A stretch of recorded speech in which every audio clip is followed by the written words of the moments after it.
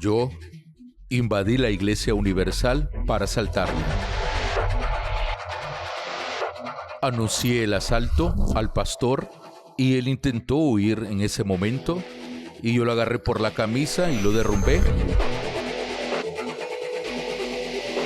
Y con la propia corbata yo lo ahorqué al pastor arriba de la escalera del altar.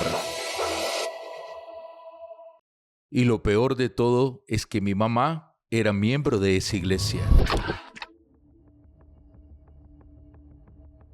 Ahora imagine mi situación en un lugar donde yo fui protegida, donde yo llegué con mi vida totalmente destruida en todos los sentidos, y tener que pasar por esa vergüenza, por esa humillación de ver a mi hijo entrando en la iglesia e intentar quitar la vida del pastor. Él fue criado en la iglesia, él creció en la iglesia, formó parte de la EBI, de la Escuelita Bíblica Infantil, fue cuidado espiritualmente, tuvo la oportunidad de conocer la palabra, yo siempre criándolo a él en la presencia de Dios. Y yo soy formada en gestión hospitalaria y periodismo, ejerzo hoy la función de redactora y intenté de todas las maneras blindar a mi hijo de este mundo, pero infelizmente no salió bien, porque llegó un momento en el que yo supe que él estaba usando drogas y ahí me destrocé porque yo entré en desesperación y yo fui a la casa, llegando a la casa fui a conversar con él, ¿no? Para saber de hecho qué era lo que estaba sucediendo. Y yo me arrodillé a sus pies, pidiéndole y preguntándole por qué eso. Y él fríamente, él me tomó de los brazos, de mis hombros, me levantó, me miró a mis ojos y me dijo, yo estoy usando drogas y es eso lo que quiero. Y a partir de ahí fueron una serie de situaciones que yo comencé a pasar por él. Cambié varias veces de dirección, él llegó a estar preso.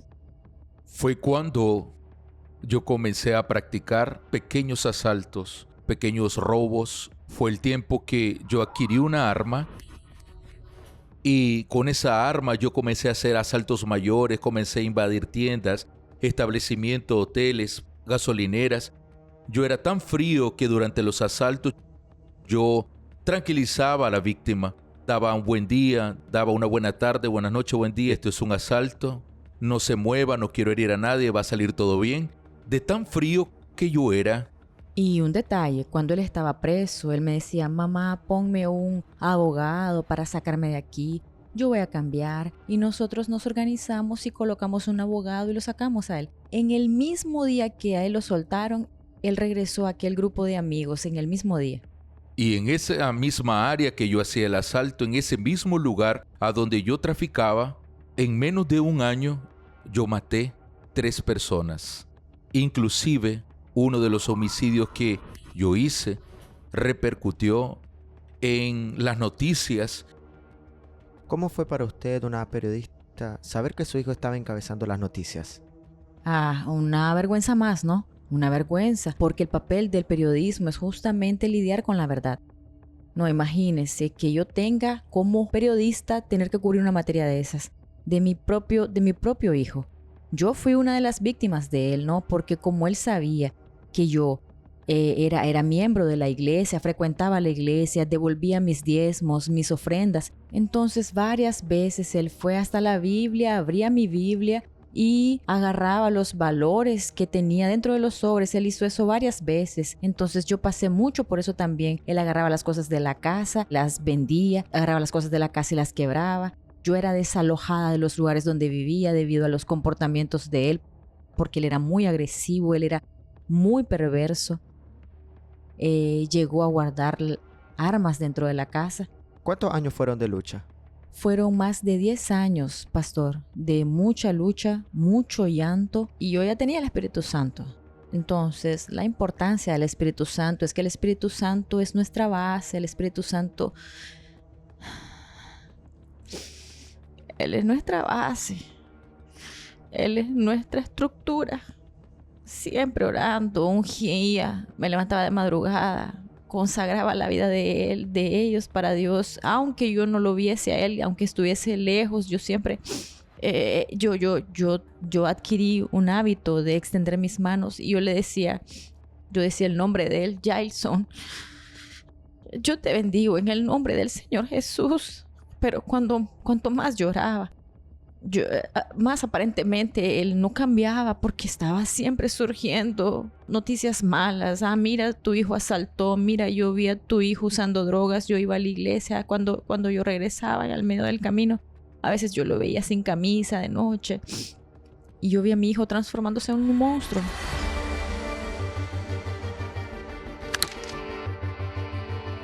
Entonces fue ahí que yo tuve la idea, e invité a mi primo, a otra persona, y le llamé y le dije lo siguiente: vamos a asaltar una iglesia.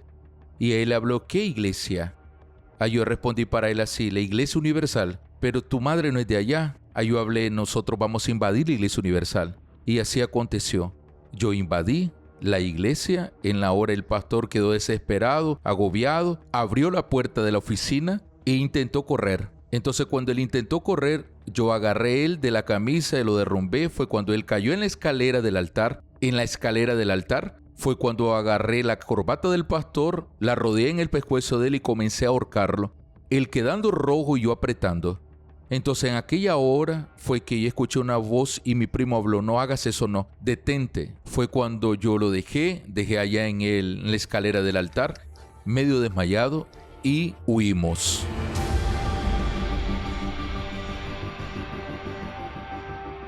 Cuando yo me enteré, fue una mezcla de vergüenza, de humillación, de dolor. Yo no tuve coraje de hablar con el pastor. De alguna forma esa historia acabó siendo conocida por las demás personas y yo quedé con mucha vergüenza.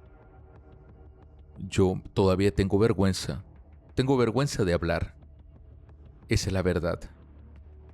¿Usted no se acuerda del periodo que usted estuvo en la iglesia, en la EBI? No, señor. No me acordaba.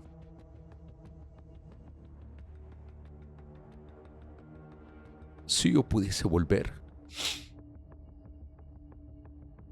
no haría más. Pediría disculpa, perdón. Cuando yo percibí que así él estaba en el auge, sí, yo no tenía nada más que hacer. Yo ya venía orando, venía haciendo cadenas, ya venía haciendo propósitos, yo ya había hecho ayuno. Entonces yo dije: no, solo tiene que ser algo extremo, algo mayor. Y fue cuando vino la hoguera santa. Fue cuando vi al altar y yo dije: mi Dios, ¿qué es lo que yo voy a sacrificar? Y nadie me dijo nada. Fue lo que vino. Cuando vino a mi mente, cuando vino a mi corazón, yo dije: es eso, yo lo voy a hacer, y así acabó.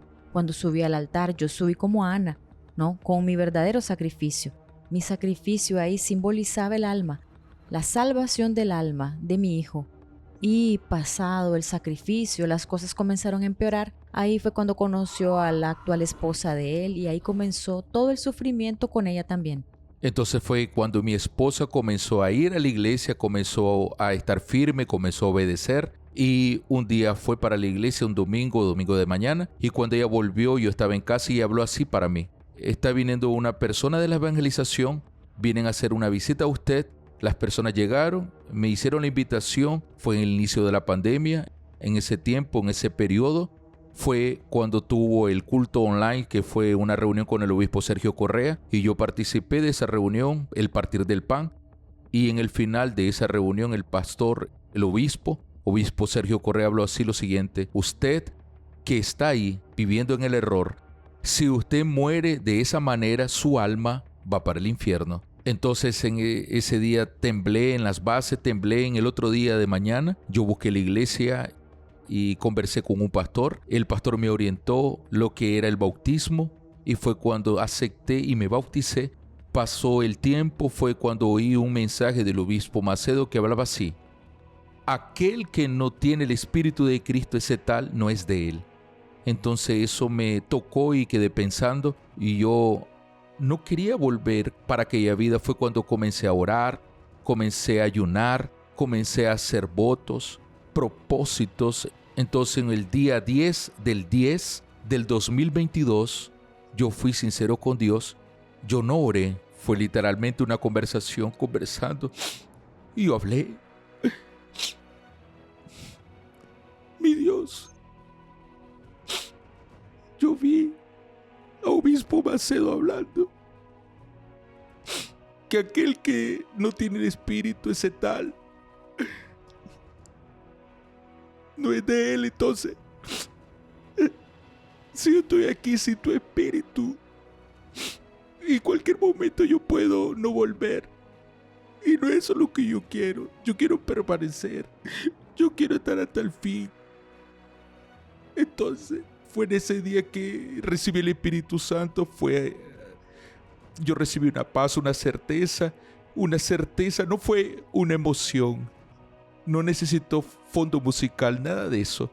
Solo aquella certeza que el Espíritu Santo estaba conmigo. Ese hijo es el hijo de mis votos. Yo ya no me preocupo más. Entonces el altar funciona.